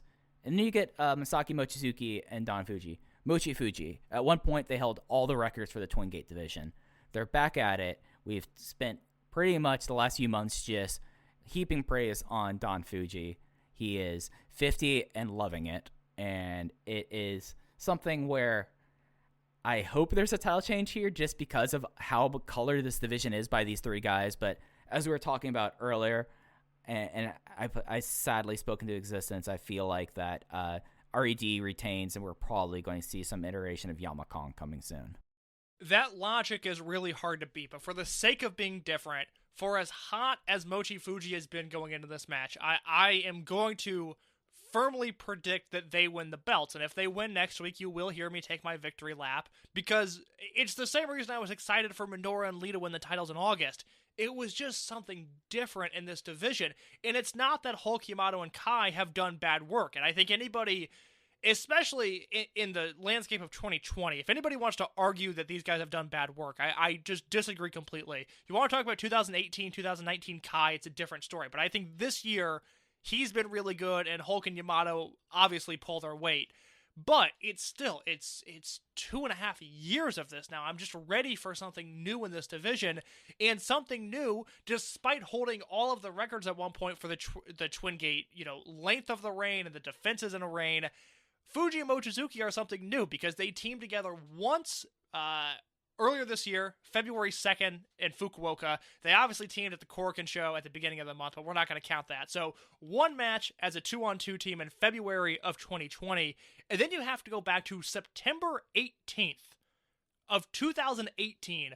Mike, we talked earlier about the Drastic Boy Brother Yashi Jimmy debut match that had a bunch of names. Well, this was Don Fuji and Mochizuki against Yamato and Willie Mack. And that is the last time before 2020 that these guys teamed in a 2-on-2 match with one another. And just while we're down the cage match rabbit hole, their next match together was Benkei, Yasushi Kanda, and Keisuke Ikuta in his Dragongate debut against Fuji, Mochizuki, and Magnitude Kishiwada. And I am devastated we do not have that match on tape.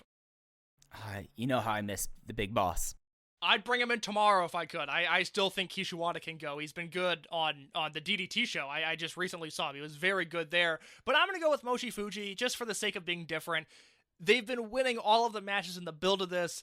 And I honestly think it's like 60-40 R.E.D. to Mochi Fuji. Now, the logic that Mike laid out earlier in the show, really hard to beat that. So I do think they still have to be the favorites. But I can't rule out a Mochi Fuji victory. Just because I want to counter the energy I put out earlier, my prediction is Mochi Fuji. As soon as I said that, the thought did not cross my mind until I said that on air about an hour ago, Case. So I hope our rowdy uncles win, and I hope that afterwards they have very awkward Twitter conversations about Don Fuji wanting to go out drinking, but Masaki Mochizuki's already asleep. Yeah, that was a lovely discussion. Gosh. What's better than Mochi Fuji? What's better than guys being dudes, Mike? What's better than guys being dudes with maybe the exception of a unit disbands match? I think that is what is better than guys being dudes. Yeah, that's right. Semi-main event, losing unit must disband. No disqualification, elimination match. We're not messing with Nanowall rules. We're not messing with Yoshida rules. It's just 5-on-5, guys being dudes. Bringing out the plunder is Toryumon Generation, Naruki Doi, Masato Yoshino, Dragon Kid, Susumu Yokosuka, and Genki Horiguchi versus R.E.D., Ada, Kaito Ishida, Hyo, SB Kento, and Hip Hop Kakuta. Mike, I want your thoughts first. We have not talked about this match. I do not know where you stand. I would like to know who you think is winning this match. Well, if we were able to bet on Dragongate, the safest bet one can make on this card is that R.E.D. wins. Because let me give a little bit of a history lesson for new fans. So, this is the first unit disbands match since Over Generation in 2018. In the history of the Dragon system, there's only been 2 heel units losing a disband match. Deep Drunkers and Mad Blanky. And with those odds, you have to go with R.E.D. And I think, I'm using therapy words here, Case. I think that with Team Boku being around and already having significant members of the Toryumon Generation in it, I think Team Boku is going to be a thing for a while. And I think that kind of tips the hand a little bit. I think that Masato Yoshino over the next 8 months could really be like mentoring Kamei as like his heir. Dragon Kid, Susumu, and Genki, they'll be fine. They'll find their places. I mean, they're lieutenants. They're not generals. And then coming out of this and going to 2021, I think something happens to expel Ada from R.E.D., and it's time for R.E.D. to turn into the next heel unit. They're already one of the longest tenured heel units in Dragongate history, guys. So I think R.E.D. has to win. I disagree. I think your logic is really strong, but I think this is going to be a time where the Toryumon Generation prevails. I think your logic is really sound. I disagree with none of it with the exception of the result, which is that the last time we did not have a red, black, and yellow heel unit, we did not have some version of Berserk, Antias, or R.E.D., was August 16th, 2015. So this is a heel unit that has lasted multiple generations now, and I think this is a natural breaking point for a few different factions to split here, because I think you have the young guys in Kikuta and SBK. I think you have whatever Eita and Yoshida are going to do, and then you've got the Grime guys, Ishida, Hyo, Kai, BB, Hulk, where I don't have a feel for them. I think they could go in opposite directions, or in whatever direction they need to go. But I think there is a natural conclusion and a natural breaking point with R.E.D. in this match. The other thing, to bring back a point we made earlier on in the show, we are assuming there is a Toryumon reunion show happening in the middle of January. Now, obviously, if Toryumon loses this match, we're going to get the final chapter of the Toryumon Generation, probably some 8-on-8 Toryumon versus Toryumon tag at that show, and I think that would be a nice way to send things off. But I also think that last year, Toryumon versus R.E.D. headlined that show after the run-in. They did the impromptu main event, this and that. You can't go back to that well, but you need something for that Toryumon main event. I don't think they're doing Toryumon versus R.E.D. again. I think they're doing Toryumon versus Dragongate or Toryumon versus Masquerade. And I think we are getting a complete restructuring of the heel unit as we go into 2021, which is something, for as good as the work for R.E.D. has been this year, I would be thrilled with that, because again, it has been 5.5 years since we had some drastically different variation of this heel unit. I think this match should go either way. I really think it's a 50-50 split, but I am going to err on the side that I think Matt Blanky, they lost in 2015. They were the second heel unit to lose a unit disbands match. I think the third unit is going to be R.E.D., and I think it's going to happen here. Yeah, I mean, your logic is sound. It would be fitting to, at the beginning of 2021, to have a whole new heel lineage, and it would be a good time to break from it. I think that regardless, okay, so I think we're both in agreement. Whatever the next heel unit's going to be, Eita's not going to be part of it, right? No, I think it's time. And I think that's another thing to my point. Sorry to cut you off here, but Shun Skywalker's already knocked off the top guy in R.E.D., and unless let me phrase it this way. Shun Skywalker's already knocked off the top guy in R.E.D. There has to be some sort of restructuring to get who I assume will be Kaito Ishida to lead that heel unit. It might be him, it might be somebody else, but for the heel unit to have any sort of say in Skywalker's Dreamgate run, I think there has to be a change, because you can't just go, as it stands now, from Skywalker to Ishida. Now, that's a match that I think is a money match. It's something that they will end up doing, but it has to look different than the current affiliation that's there now. Yeah. I mean, and with the way that things are going, I guess we'll probably more get a chance to speculate about this next week as the year is coming to a close. But it's going to be interesting, because you're right about the units doing like this. The one thing I want to ask you, Case, while we have time, do you think we might have a Deep Drunker situation? You'll have to refresh my memory. So the story goes that Deep Drunkers threw their unit disbands match because they wanted to get rid of Kenichiro Arai. They thought Kenichiro Arai wanting to fight clean was ridiculous, and all the Deep Drunker members who want to fight clean were preposterous, and that's when they became Team Doi for about 9 months before the launch of Blood Warriors. Do you think we might see like the heels kind of overthrow Eita in this match and like lose the match so that they can kick out Eita and form a new heel unit in Ishida's image? Maybe we could see someone from Dragongate Generation jump. I think that the one person that I know there's always been speculation about is KZ turning. I just wonder if there's something that we could get some shenanigans and a wrinkle that goes in here. That's what I was asking. I think that's a very likely possibility. I certainly can't rule that out. It would be interesting to see R.E.D. win, and then for R.E.D. to still self-implode. And then I think with what's going on between Dragongate and Masquerade, you get yourself out of a situation. This has always been my big question with the generational warfare, is how do you put a side over in a big way without diminishing the other two units involved, just specifically with the ramifications of the generations? And I think if you can get out of both Toryumon and R.E.D. in this match, and then Dragongate Generation can figure itself out because it's already in a program with Masquerade, I think that would be an incredibly efficient way to wrap up this storyline completely. And I would be into that, and I would support that. I am still going with, I think we have not seen the end of the Toryumon Generation. I think it's coming. I think their days are numbered, but I think they live to fight another day. Yeah, and the proposed, and again, we don't know this for certain, it just seems likely the proposed Toryumon reunion would be a natural endpoint. So, then we get into the main event case. We talked about it a lot before, but it's Shun Skywalker making the first defense of the Dragongate title against Benkei, and I guess off the bat, I think Shun Skywalker, I wouldn't say he's a prohibitive favorite, but I think odds are heavily slanted in his favor that he will end the year as Dragongate champion. Do you have any inclination of it going to Benkei here? No, stunned wouldn't even be the right word if Benkei won this match. Now, I think it would be interesting. I don't think I would hate it, at least on paper, if it happened, but I think there is a 99% chance Shun Skywalker wins, and there was some chatter yesterday among just various people on Twitter of, I really hope Benkei doesn't win. I think Shun Skywalker needs this win, and I would agree with that, but I think those paranoid thoughts of Benkei winning are completely blown out of proportion. I think this is going to be a great match, but I really don't see the result being in question.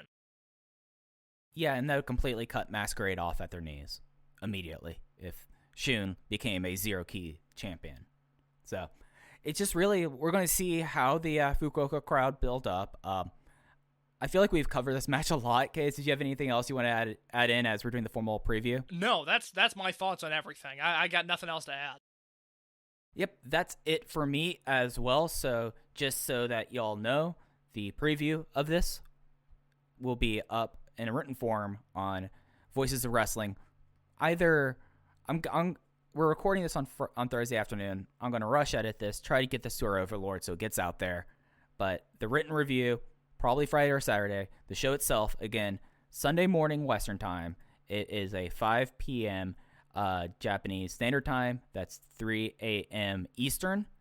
That is a nice midnight for the West Coast. They're owning us again, Case. The West Coast might actually be the best coast. Oh, it's sickening. I mean, I got to look at snow on the East Coast. I got to listen to dorks in the Voice of Wrestling Slack going, I actually like snow. It's like, no, it's awful. It's terrible. I hate it. West Coast is the best coast. I mean, the third coast is my preferred coast, but that's just me personally. But yeah, bud, I think that's going to do it for this episode. Do you have anything else you want to hit on before we get out of here? That's it, Mike. I am tapped out. All right. Thank you all for listening. We'll be back next week with our review, and then we'll start looking back. There's only one more show on the year, the farewell show in Kobe Assemble Hall on the 27th. We'll have a preview for that. I assume that we'll probably have a card by the time we review this. But for Case, I'm Mike. You can follow Case on Twitter at _InYourCase. You can follow me on Twitter at Fujiheya, and you can follow us both at Open Voice Gate. But for Case, I'm Mike. We'll catch you next time, Open the Voice Gate. Take care.